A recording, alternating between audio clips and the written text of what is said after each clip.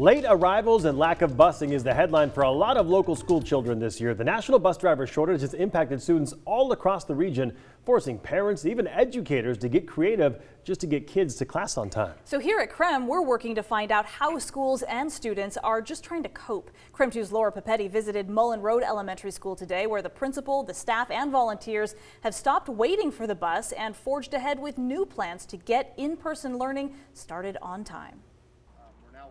Where's Liam? Where's my helper? It's 8 a.m. and kids start to gather at this South Hill apartment complex. They're waiting for a bus, sort of. Looks like we're set. It's a bus without wheels, powered by the energy of elementary kids, All right.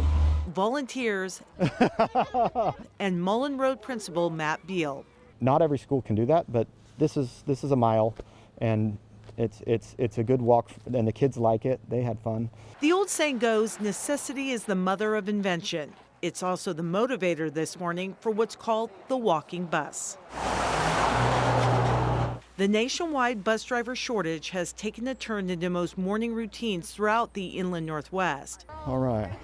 That means twice a week, this group of kids from one neighborhood would show up late to school. And they're showing up about 70 minutes late on those buses. An hour or more of learning missed while waiting for a bus. Well, you saw it today. 40 kids could be waiting 70 minutes to go to school. Beal decided it was better to do some curbside pickup and help families out by walking the kids the mile to school. Nice job, guys. 8:05 a.m. and the bus takes off. Beal says if we can get the kids to school, the teachers can then take over. I trust my teachers, and I trust across our whole system our teachers, but we need to get kids in the seat. And so however we can do that, let's as a team be pretty creative on what we can do. Just a couple of weeks into the plan, the number of kids fluctuates. Anywhere between a couple dozen to 50 or more students show up. Whatever we have to do to get kids to school, we're going to try to figure that out. With nearby adults, the crowd walks down the busy street, Okay. getting their steps in before the bell. Beal is one of the many educators getting creative, working to ensure kids get to school on time. We have principals everywhere, some driving vans, some just figuring out what they can do to get kids to school. So I'm not alone. I'm with a team of people.